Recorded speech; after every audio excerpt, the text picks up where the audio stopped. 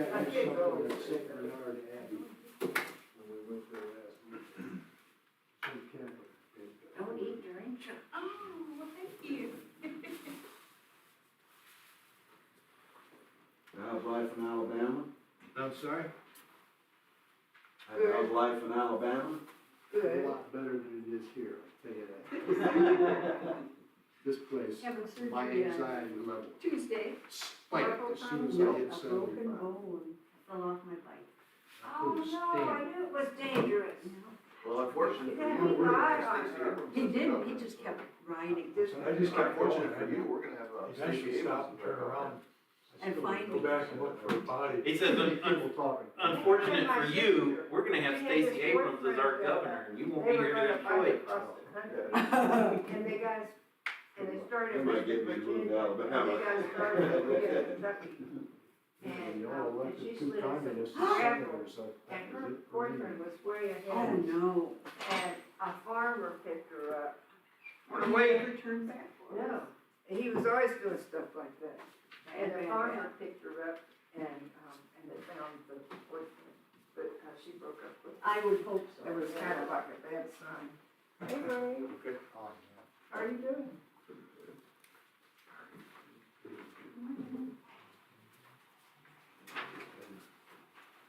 Yes, sit down and look for it.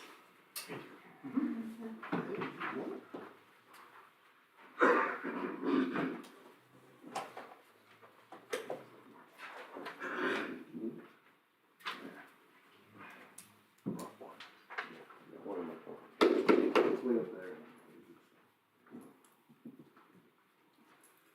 I just left the coleslaw, it's in a little black bag up there, it's an insulated, ice pack, so. Good job, Tony. Thanks. It only took me an hour to walk around just a little bit. I found it. After you've gone through all the hardware and the camping and all that stuff, and then Well, I had to narrow it down, right?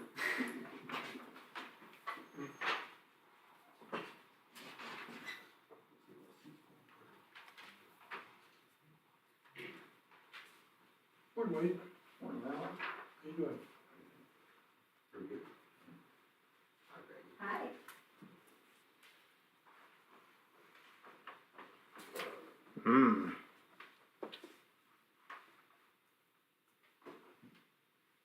Well.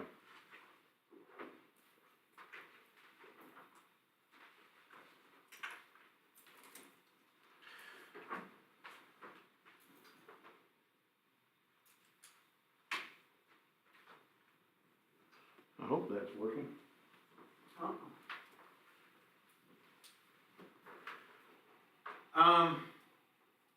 Well, I had, this week I had meetings, clear with the Board of Doctrine.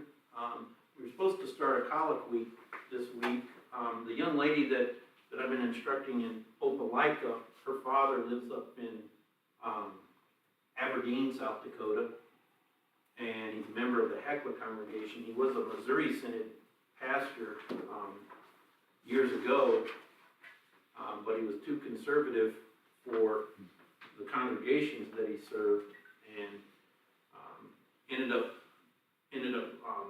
leaving the Missouri Synod, and he was looking around for a while, and of course he knew about the Wisconsin Synod, so he looked in at them and didn't much find agreement with them either. And then he ran into Pastor Dowd, who happened to be a classmate of his in seminary back in the Missouri Synod. Pastor Dowd's in Heckler, which is just about 20 miles north of Aberdeen. And when they ran into each other, Pastor Dowd said, well, let me introduce you to this little church body known as the CLC. And then over the course of a year, through some very rigorous, in-depth study, came to find out that the CLC does teach in accord with the Book of Concord, which is our official confession, and he became a member there. Well, he recently applied for colloquy, which means able to be put on the CLC clergy roster. We weren't able to have it, though, because he worked for the railroad, and the date that we had scheduled for the colloquy, the railroad said, no, we need you to work that day. so we couldn't make it over. So we rescheduled that, the beginning process of the colloquy. It's kind of a 2-year process. First you have an interview, then you serve for a year under some pastor, visiting congregations, preaching here and there, and then come back for another interview, and then you're eligible for a call if you pass everything, but you still have some supervision over you for another year before you enter into the full college or full clergy roster. At least that's my understanding of it. So we didn't get to have that, unfortunately.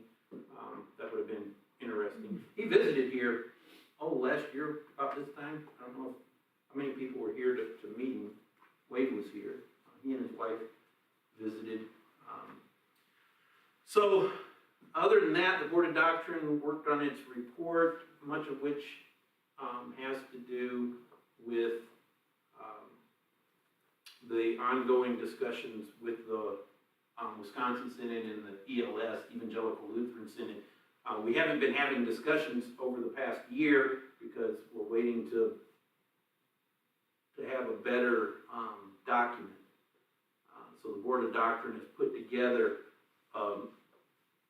a document on church fellowship that we want to review as, first of all, have the General Pastoral Conference next year go through it and then present it to convention the following year. So it's kind of a delayed process, but we're hoping that will at least be a better path forward. Then I got to sit in on Coordinating Council, which is representatives from each of the boards of the church body. Ordinarily, only the chairman of the Board of Doctrine does that. Pastor Dave Schoenbeck, emeritus, is the chairman of the Board of Doctrine, and his wife has a leaky heart valve. And so he wasn't able to be there to represent the Board of Doctrine, and all the other guys had schedules that they couldn't change. And so it fell on the rookie of the Board of Doctrine to represent the Board of Doctrine at the Coordinating Council, which was very interesting. That was a one-day meeting. I think we went from 9 a.m. to 6:30 or something like that. It was very interesting having all the discussions. So we have 4 main boards in the CLC. We have the Board of Education and Publication, the Board of Regents, which handles the school. We have the Board of Trustees, which handles the general finances of the church body. Oh, we got 5 boards. We have the Board of Ed, Board of Regents, Board of Trustees, Board of Missions, which we're all familiar with them. They handle the foreign missions and the local missions. Foreign missions, yeah. Well, that'll get into another discussion. And then we have the Board of Doctrine, of course, which its primary purpose is to guide the church body in doctrinal matters.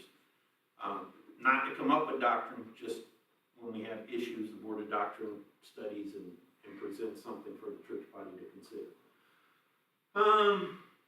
And I'm not going to go through all the details of everything right now because I want to do that for a few weeks before convention, so you're aware of everything that is going to be decided at convention this year. And we'll wait for the prospectus to come out, which is a combination of all the reports of all the boards, which has a lot more detail. Just a couple of off-the-cuff remarks in regards to the Board of Regents. They presented something that was just astounding to me. Over the past 15 years, the cost of attending ILC, the average cost per student, has only gone up $350, which is amazing considering the student body has actually become smaller. And of course, the fewer people you have, generally the more it costs to run it, or the more per person it would cost to run, because your costs are pretty much set. Your electricity bill and your water bill don't go down, the cost of paying the professors doesn't go down, unless you remove a professor. The insurance doesn't go down, the food doesn't go down, so that it only went up $350 on average. And here's the kicker, that amount was offset by a few endowments that have been established for ILC, where there's grants that are made available to people who are entering pre-thea or the teaching programs at the college. The seminary, they receive a grant. Every student in the seminary receives a grant of $2,500 right off the bat, for every year that they're in seminary. So the seminary students are actually only responsible for about $2,200. They did a cost analysis, and it was really interesting. If you take the number of students by the amount of time the professors put in, they're receiving the equivalent of what amounts to a $52,000 education, because there's so few students, but the professors are still spending all that time. But they're paying an average of $2,200 a year, and that's thanks to the grants and the endowments that go into it. So that's really interesting. But you know, one of the things that I've often said, you know, if you guys reduce the cost, you probably get more students there. Well, this Board of Regents has done a really good job, maybe not of reducing the cost, but of trying to control it as much as possible. So that was really interesting. The other thing just to talk on quickly, last convention directed the Board of Missions to look into how to go about helping mission congregations establish Christian day schools as part of their outreach efforts. In previous, up to this point, it's always been the policy of the Board of Missions, ordinarily, no mission congregation should have a Christian day school. Well, convention said, we want you to undo that policy. The Board of Missions is coming back and saying, we don't want to. So, interesting. And I kind of raised the stink about that in coordinating council, but. They don't want to, or they just don't think they have the ability? Well, there's a couple reasons. They feel like they don't have a mechanism to fund it. In other words, no money, and no avenue to get the money. And the second one is they believe that belongs to the Board of Education and Publication. I did point out to them that, of course, you do have a mechanism. It's called the MDF, Mission Development Fund. It's just that right now, every penny from the Mission Development Fund goes overseas, to the tune of about $440,000 a year. Incidentally, some of the line items in the Mission Development Fund are schools. So they've already established that they actually do get involved in setting up schools and funding schools. It's just that they do it overseas. So I gotta have a conversation with them about that. And by the way, one of the new mission board member, his name is Jeff Radical, he and I did speak for a moment, and they are planning a trip here August 6th and 7th for a visit. So he and Pastor Ullman, missionary Ullman, are hoping that that would be a good date for them to have their annual visit. That would be a good time for us to talk through some of these things. Other than that, the Board of Trustees tells us that overall offerings to the CBP, the Cooperative Budget Plan, by which our Synod runs, are down.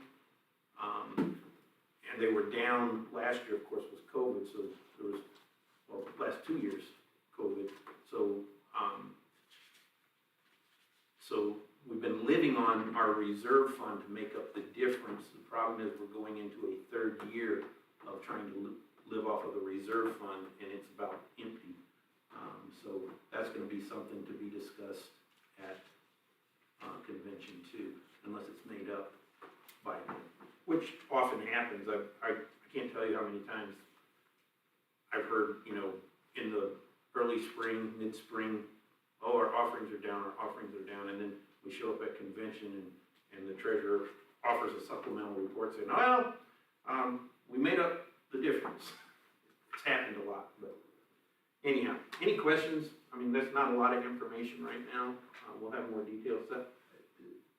When they talk about a budget, to me, it's kind of confusing, because at one moment, they're talking about how there's not enough money to do everything. And then they turn around and start talking about building an $8 million gym. But, I mean, it's like, we have the money, and then we don't have the money. It's like, which one is it? Do we have it, or do we not have it? Well, we have a lot of money, but it's just that it's in the Church Extension Fund, the CEF. The CEF is our own private bank. And part of the CEF is money that is loaned to the CEF at, I think it's 2% interest. So it's kind of I mean, go to any bank in the US and you're not gonna get that kind of interest for a savings account. So that's to the tune of 1.1 million. That's how much is in there that is loaned money, so, At one time, they stopped taking. yeah, they quit taking money. This is just money that is still there, and as people are requesting their money back, they're not taking in new ones, because they're afraid it's gonna balloon too much. Right now, the net worth of the CEF, I think it was 7.2 million. Now, besides the 1.1 million that's there, there's also another 2 million in there. And then the rest of it is mortgages that are loaned out to various churches in the CLC. For example, Messiah just took out a $1.8 million loan. So when you add up all the mortgages and then also include this 1.1 million and another 2 million that is on hand, you end up with about $7.2 million that the CEF it's not available, but you know, that's their total assets. And the thing is, the loans are all being paid back at well, right now it's 3.5% interest. So they're making 1.5% interest. So the thing is growing exponentially. Of course, once you get into the millions, that's what happens. Suddenly you get more and more money. So they're thinking by the end of 10 years, it's going to be close to about $10 million in assets. Now, that's not really enough, of course, to fund $6.8 million gymnasium was what was presented last year.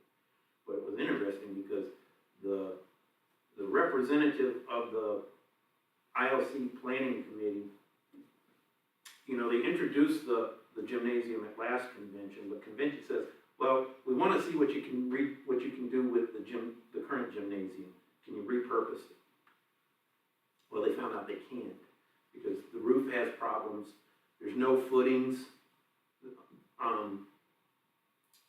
around the end of it. So all you have is steel hanging on steel girders that are sitting on their own individual footings. So you can't put any weight on the walls.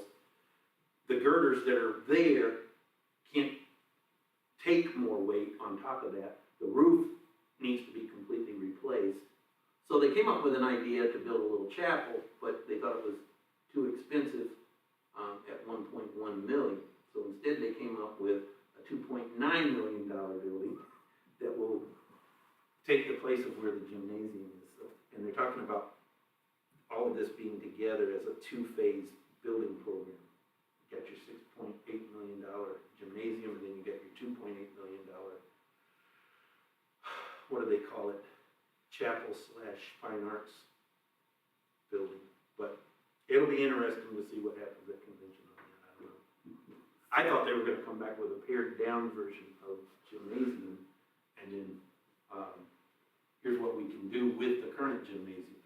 But gorgeous buildings, the look that they had, but now we're looking at $10 million for a building. Long answer to your question. I just feel like that might be used more for, instead of a gymnasium, like helping to build some of those, day schools. Yeah, well, so that's the, Cause you're gonna build a gym, and then who are you gonna put in there? If we don't have schools to bring in kids to send to ILC. right, and that was one of the points that I brought up with them at the coordinating council. With the last 2 building programs, we were told the reason people aren't sending their kids up here is because the facilities aren't very good. So we built 2 really good facilities, the Commons, Dining Hall, and then the Academic Center. And yet the student body has gone down. But you know what else has happened in the meantime is we've had a reduction in Christian day schools. Now, part of it is too, people just don't have as many kids as they used to, right? Even the pastors, used to be able to count on a pastor sending 7 kids up there. And if every pastor is sending 7 kids up there, well, you got quite a student body. Well, most pastors don't have 7 kids, just like the average layperson doesn't have 7 kids either. So that's part of the reduction, but also part of the reduction is we don't have as many Christian day schools as we used to have. And I think if we were to focus more on that, that's always been the lifeblood of IOC, is the Christian day schools. That and pastors' families, whether they had a Christian day school or not. So, An awful lot of preachers' kids when I went to ILC. me too. I wasn't one of them, but I did go to a Christian day school. Just seems like if we could focus that way, if we could focus back on that's my personal opinion, but everybody has their opinions. The other thing is, my kids tell me the gymnasium we have is never full, except, like at graduations. So that's interesting.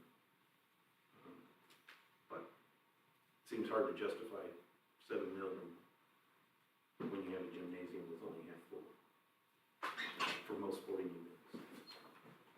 Some of them look even more empty, if it's a bigger gym. Yeah. You're still not getting. Morning, Lance. Morning. So,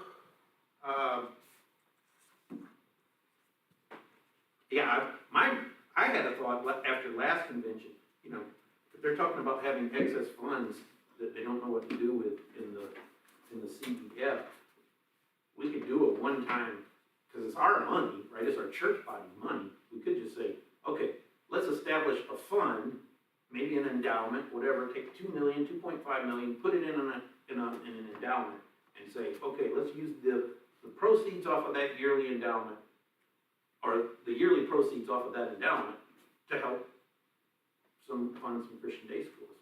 That would be one mechanism that could be established. But it would take a church body to establish it, not the mission board. But to me, it seems like a little bit of thinking outside the box might be in order here.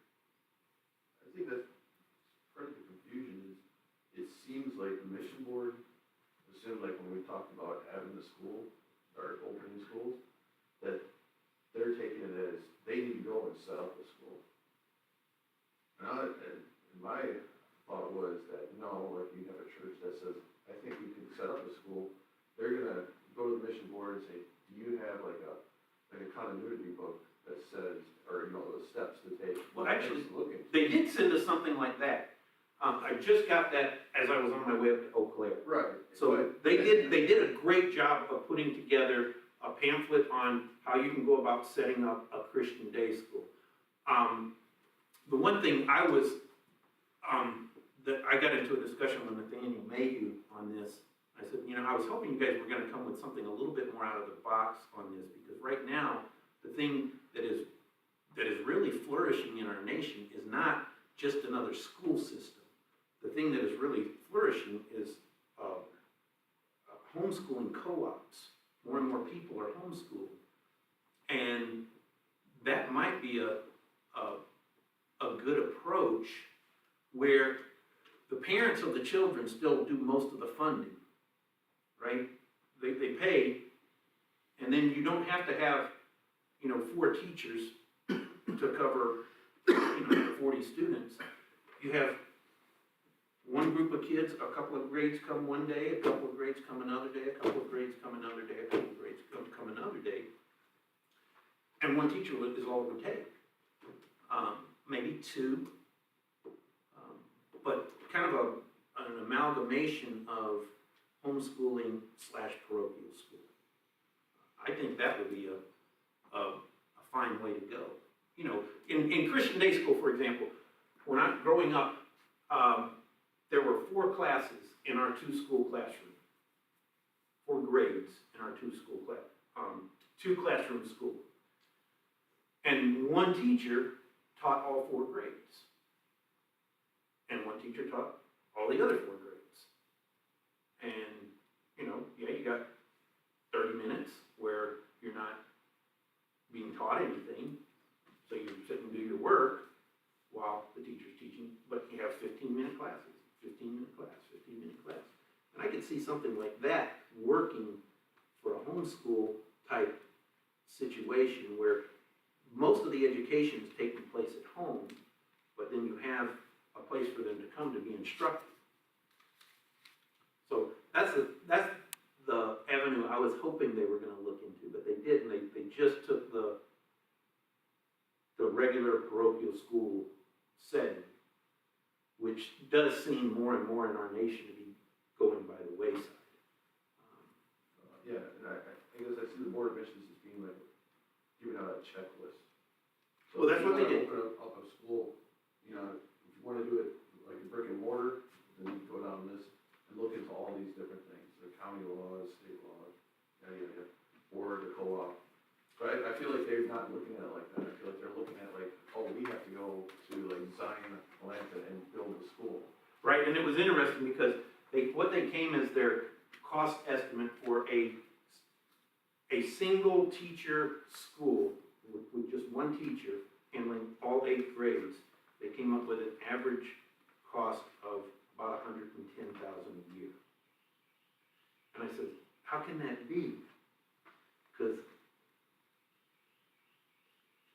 we have an average of $82,000 a year. That's our annual budget, and we're paying $1,600 a month on mortgage. So if you already have a building that you're not paying a mortgage on and not paying for extra utilities, I mean, there's going to be some increase in utilities, of course. How can that be $110,000 on air? I didn't understand that, but Are they talking just the teacher or everything? if you have a one-teacher school, so everything it takes to run the school, and which includes the teacher, is $110,000. You got a teacher salary, and you got a house. Right. You gotta give them out. Right. But But a lot of schools operate off of tuition rate. It's also A lot of them, even our parochial, several of our parochial I'm COC just schools saying what the operate. costs are, So- where the money comes from. Right. Not- So, And then you got school supplies of some value that, I don't see where you get up to 110,000. yeah, me either, but anyways, so, like I said, I told Nathaniel, he and I will talk some more about this, because I'm hoping to convince him to look at a different approach, and maybe not be so strict on this, not our business, we have no mechanism. Because they have made it their business with overseas to help build schools and fund them. And they found a mechanism through the MDF for that. Well, one of the things when I did that interview thing, that they mentioned was, overseas is different because they're coming to us, you know, flocking to build and stuff. They don't necessarily want, you know, all our resources, but they're coming to us, to hear the word of God. And I think that makes it sounds like it's easier in the sense that if you go over there and say, hey, this is what we're about, and they all come to you, where here in the States, you gotta do a little bit more advertisement, you gotta do a little more promotion. Well, that may be true. I think if you just, It's a little more work here than it is I, over there. it is, partly because we're a very heavily Christianized society, but partly because, you know, we're also a very athletically minded society. We want athletic programs to go along with our academics. So I understand that, and that does make it difficult. But I think if you just think about it on just a fundamental level, there's no difference between a Christian congregation here and a Christian congregation here. It's just Christians, right? So, and I understand they aren't within our borders, and so they don't make up the CLC, and we have a set of rules that we follow, you know, known as our Constitution. So you can't just violate the Constitution and say, this board's gonna do something that the Constitution, like the Board of Doctrine can't just say, hey, let's come up with a new doctrine on typewriter maintenance, right? We don't get to do that. That's not our constitutional responsibility. So I understand that, you know, that the Board of Missions feels compelled to operate in regards to the directives of the Constitution. But on a fundamental level, they have already looked for a mechanism to fund Christian schools outside of the CLC, and they have actually done so. And they're setting up schools. Yes, we need to secede from the union. That wouldn't help us, because then we would suddenly have to pay back a $300,000 mortgage. Well, they give it to us. Anyhow, it's just interesting. I mean, it's just, you know, part of the inner workings of the CLC, and not everybody sees things the same way, and we all have different gifts and different ideas, and yeah, we have to yield to the majority. But the majority of convention last year did say, Mission Board, we want you to do this. So hopefully, when Mission Board brings their report this year saying, we don't think we can or should, convention will come back and say, actually, we still want you to.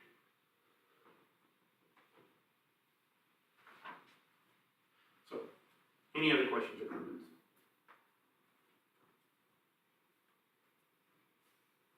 All right, well then, we got a few minutes that we can go into John 18.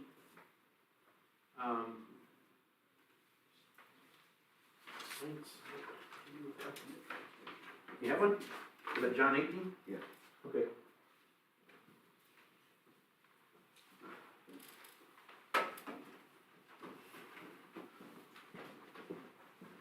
The part about the average cost of ILC not actually having gone up that much due to the grants and everything, it was really astounding to me, because as someone who's sending his kids up there, I'm constantly thinking, man, this is getting expensive. Man, this is getting expensive. But they've actually done a really good job of reining in those costs. No, the cost, they're not taking into consideration the cost of how much it costs a family in Columbia, South Carolina, or Winter Haven, Florida, or Phoenix, Arizona. That's true. I mean, there's a lot more cost than the cost of the tuition school. and board and room. Right. There's a lot more. And, you know, in all honesty, we don't always take it into account either until we have to do that traveling and go, oops, where's that money gonna come from? Yeah, I mean, ask the families that are doing it. Yeah. So, let me go ahead and read through. I told you guys we were gonna get to the section of John that deals with Lent. Well, we just got out of Lent, and well, now here we are.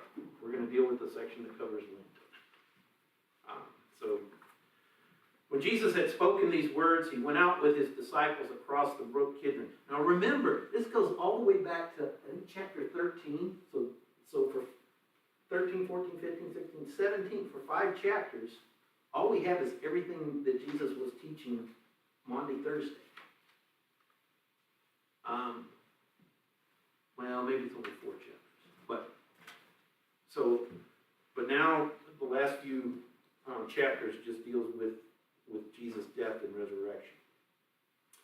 When Jesus had spoken these words, he went out with his disciples across the brook Kidron, where there was a garden, which he and his disciples entered. Now Judas, who betrayed him, also knew the place, for Jesus often met there with his disciples. So Judas, having procured a band of soldiers and some officers from the chief priests and the Pharisees, went there with lanterns and torches and weapons. Then Jesus, knowing all that would happen to him, came forward and said to them, "Whom do you seek?" They answered him, "Jesus of Nazareth." This is interesting because, Jesus, in I think it's Matthew's account, Jesus goes off and prays, right? And after the 3rd time he comes back to the disciples, he says, "Rise, let us be going. My betrayer is at hand." And it almost sounds like he's saying, "Hey, let's get out of here." That's not what he's saying. And if you compare it to here, then Jesus, knowing all that would happen to him, came forward and said to them. He went out to meet his mom, not trying to get away from him. Oops, they caught him before he did. "Whom do you seek?" They answered him, "Jesus of Nazareth." Jesus said to them, "I am he." Judas, who betrayed him, was standing with him. When Jesus said to them, "I am he," they drew back and fell to the ground. So he asked them again, "Whom do you seek?" And they said, "Jesus of Nazareth." Jesus answered, "I told you that I am he. So if you seek me, let these men go." This was to fulfill the word that he had spoken, "Of those whom you gave me, I have lost not one." Then Simon Peter, having a sword, drew it and struck the high priest's servant and cut off his right ear. The servant's name was Malchus. So Jesus said to Peter, "Put your sword into its sheath. Shall I not drink the cup that the Father has given me?" So the band of soldiers and their captain and the officers of the Jews arrested Jesus and bound him. First they led him to Annas, for he was the father-in-law of Caiaphas, who was high priest that year. It was Caiaphas who had advised the Jews that it would be expedient that one man should die for the people. Simon Peter followed Jesus, and so did another disciple. Since that disciple was known to the high priest, he entered with Jesus into the courtyard of the high priest, but Peter stood outside at the door. So the other disciple, who was known to the high priest, went out and spoke to the servant girl who kept watch at the door and brought Peter in. The servant girl at the door said to Peter, You also are not one of this man's disciples, are you?" Remember, the Greek has a way of asking the question so that a yes or no answer is, and the translators here did a bad job. Actually, what this girl said, according to the Greek, is, "You also are one of this man's disciples, aren't you?" This one looks like she's expecting a no answer, but she asks it in a way that expects a yes answer. "I am not," he said. Now the servants and officers had made a charcoal fire because it was cold, and they were standing and warming themselves. Peter also was with them, standing and warming himself. The high priest then questioned Jesus about his disciples and his teaching. Jesus answered him, "I have spoken openly to the world. I have always taught in the synagogues and in the temple where all the Jews come together. I have said nothing in secret. Why do you ask me? Ask those who have heard me what I said to them. They know what I said." Remember that little article we've gone through a couple of different times, written by Judge Bork? According to Jewish law, the accused was not to be a witness in his own trial. And so Jesus is telling him, look, you have people you can call on, right? You're not supposed to be asking me. Ask those who have heard me what I said to them. They know what I said. When he had said these things, one of the officers standing by struck Jesus with his hand, saying, "Is that how you answer the high priest?" Jesus answered him, "If what I said is wrong, bear witness about the wrong. But if what I said is right, why do you strike me? Annas then sent him bound to Caiaphas, the high priest. Now Simon Peter was standing and warming himself, so they said to him, "You also are not one of his disciples, are you?" And again, is expecting an affirmative answer. He denied it and said, "I am not." One of the servants of the high priest, a relative of the man whose ear Peter had cut off, asked, "Did I not see you in the garden with him?" Now that time they got it worded in the right way, right? It does expect a yes answer. Peter again denied it, and at once a rooster crowed. Then they led Jesus from the house of Caiaphas to the governor's headquarters. It was early morning. They themselves did not enter the governor's headquarters so that they would not be defiled, but could eat the Passover. I find that part extremely ironic, because this whole time it's such a sham of a trial. Questioning Jesus when he wasn't supposed to be a witness. The high priest tearing his clothes. Did you know that was specifically forbidden by God in the Mosaic law? The high priest was never supposed to tear his clothes. And he does that. The blatant seeking of false witnesses. And yet, we better not go into the courtyard, into the Gentiles' courtyard, right? We don't want to be defiled. Very much, what I think of when I read through these things is Jesus' words to him, "You strain out a gnat and swallow a camel." Right? So that they would not be defiled, but could eat the Passover. So Pilate went outside to them and said, "What accusation do you bring against this man?" They answered him, "If this man were not doing evil, we would not have delivered him over to you." In other words, we're not answering your question, but just trust us. Pilate said to them, "Take him yourselves and judge him by your own law." The Jews said to him, "It is not lawful for us to put anyone to death." This was to fulfill the word that Jesus had spoken, to show by what kind of death he was going to die. So Pilate entered his headquarters again and called Jesus and said to him, "Are you the king of the Jews?" Jesus answered, "Do you say this of your own accord, or did others say it to you about me?" Pilate answered, "Am I a Jew? Your own nation and the chief priests have delivered you over to me. What have you done?" Jesus answered, "My kingdom is not of this world. If my kingdom were of this world, my servants would have been fighting that I might not be delivered over to the Jews. But my kingdom is not from the world." Then Pilate said to him, "So you are a king?" Jesus answered, "You say that I am a king. For this purpose I was born, and for this purpose I have come into the world, to bear witness to the truth. Everyone who is of the truth listens to my voice." Pilate said to him, "What is truth?" After he said this, he went back outside to the Jews and told them, "I find no guilt in him. But you have a custom that I should release one man for you at the Passover. So do you want me to release to you the king of the Jews?" They cried out again, "Not this man, but Barabbas." Now Barabbas was a robber. Now we are so accustomed to, at Lent, reading the harmony of all four Gospels. You notice there's a lot of detail missing in each Gospel. That's because each Gospel presents matters for a specific purpose.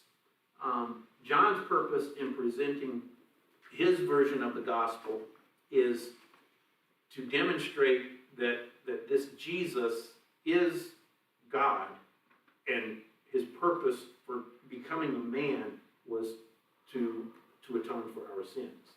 Matthew, for example, takes a different perspective. Matthew's perspective is, okay, I want to show you that this Jesus actually was the one prophesied about in the scriptures, in the Old Testament scriptures. So Matthew's the one that most often says, this was done so to fulfill what was written by the prophet, and then you quote a prophecy. Luke's version is more a demonstration that Jesus is God. Luke focuses in on more of the events and teaching. See, John only has a few events and a few teachings. He doesn't have all the parables, for example, that you find in the other Gospels. He has a few. But as I told you before, the Gospel of John always follows a pattern. After you get through with chapter 1, which is a theological presentation of who Jesus is, then you come to a repeated pattern. You have a miracle, then you have some of Jesus' teachings. Another miracle, some more teachings. Another miracle, some more teachings. And the teachings always connect to the miracle.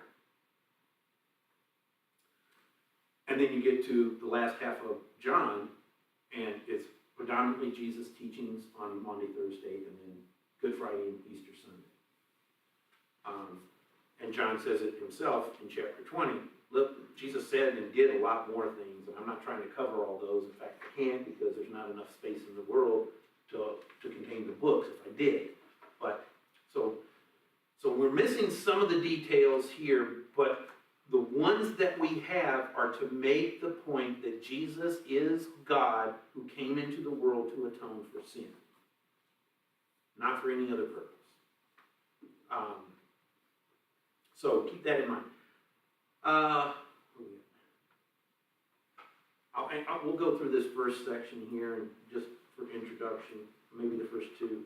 The first 3 verses are easy. What significance is there in the fact that Jesus went to a garden? You go back to, remember how John chapter 1 begins? In the beginning was the Word, and the Word was with God, and the Word was God. Same 3 words that begins Genesis, right? In the beginning. So John is automatically taking us back to, okay, I'm going to explain some things that connect here.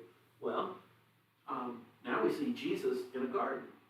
And this may be incidental, but the Holy Spirit doesn't include non-important information. It's all important.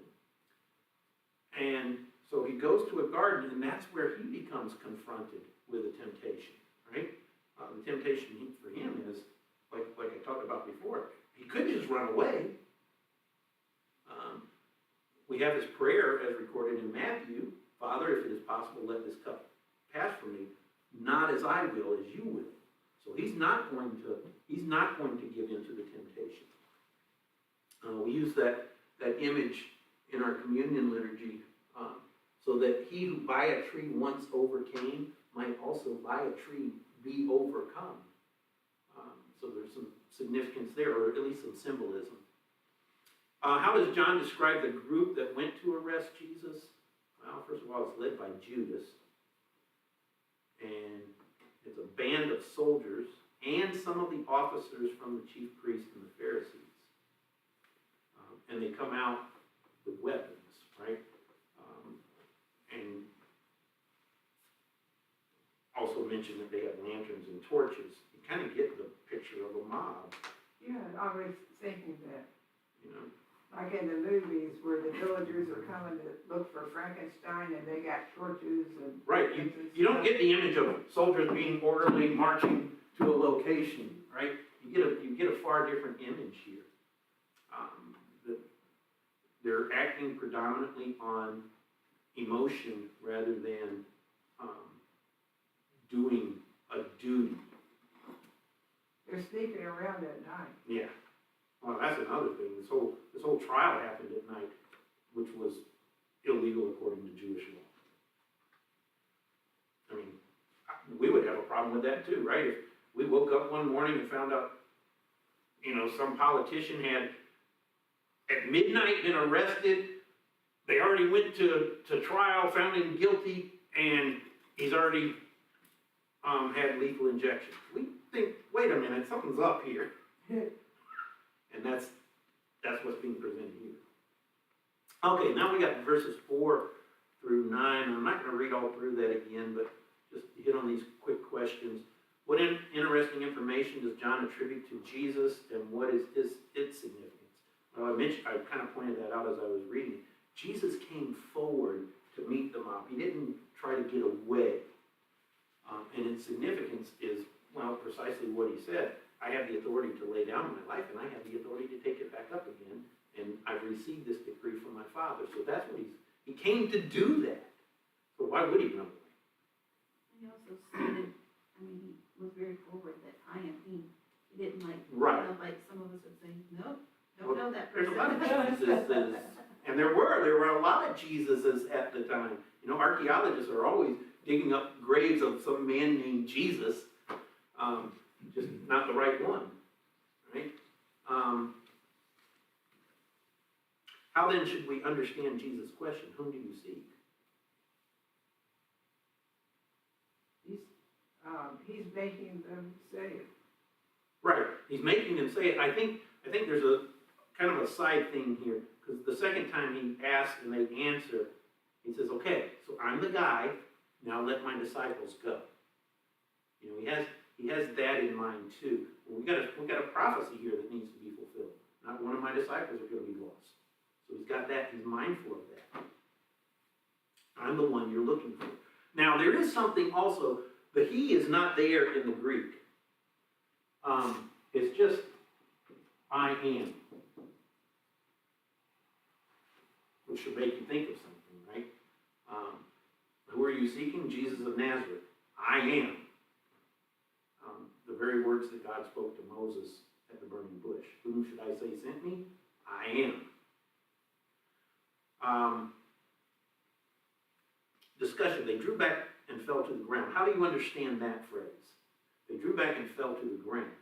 Now, traditionally, the explanation is it was the power of Jesus' voice just overwhelming them and knocking them backwards. And that's certainly possible, but it's not necessarily the only way that could be understood. It could be that there was a bit of confusion there. Should we follow through with this or not? And the image is like what, you know, a group of kids might do on the playground when they're coming up with a plan. Okay, what do we do? Okay, and they're drawing on the ground and making their play for the next play. That's kind of the image. Now, which one of those is true, I can't say. Scripture doesn't explain this anymore. Whether they were just huddling back together. It is interesting that it doesn't say he knocked them to the ground, but rather they fell to the ground. It's an action that they carried out. I always kind of pictured it was like if you trip, except for they're just standing there and they trip, falling backwards. That would take also, like, you know, we're saying that it sounds like a mob.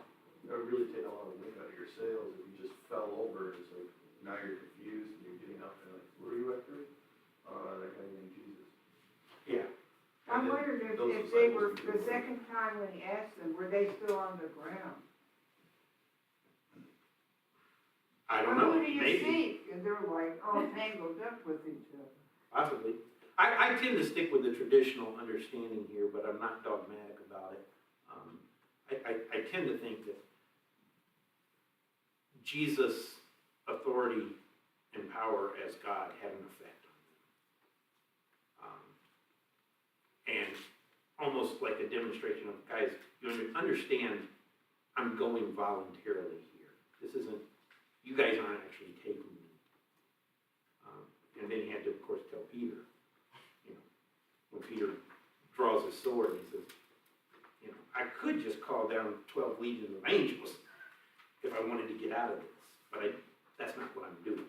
I'm fulfilling the scriptures. Why does Jesus ask the same question again? Whom do you seek? Because they were on the ground. I don't know, because they were in chaos, it seems. Okay, so there's that. He's taking over the. There does seem to be some confusion, right? And I try to convey that when I read through this during the Lenten service, that the next, after Jesus asks the question the second time, they kind of are a little bit more, Jesus of Nazareth, you know? That's my understanding of it. They're a little bit confused and maybe dazed is how I perceive it, yes. Well, one of the other accounts has Judas going up to Jesus and kissing him, to identify him. Right. So So all of this is going together. You know, why did Judas need to go up and kiss him if they asked him and he said, I'm the guy you're looking for? Well, who knows what can be going through the mind of anyone who's planning to do something stupid or wicked. You know, there's all kinds of plans and schemes we come up with in the midst of our moments of trying to do something that we know we shouldn't do, that don't make a lot of logical sense. Maybe they're afraid they'd get the wrong guy. Well, anybody could step forward and say, look, I'm gonna protect my master and I'm gonna claim to be the guy that they're looking for, right? Anybody could do that. So you got this security blanket, you got this guy who actually knows him personally, and he's gonna point him out, but they do ask him, and he admits that he's the one they're looking for. And I think, again, there's an emphasis on Jesus making sure that this prophecy that not one of my disciples is lost is fulfilled. Going back to like, I picture they're falling down backwards, they're a little confused, you know, that wind's been taken out of the sail a little bit. And Jesus asks them again, he's refocusing them on him. You know, who are you after? It's me. You know, remember, you're trying to take me, because Right. you have to fulfill the scripture. Ever watch an episode of Cops where the criminal says, oh, yep, I'm the guy. I'm the one that did it. You never see that, do you? So, it's interesting. Okay, I'm gonna stop there.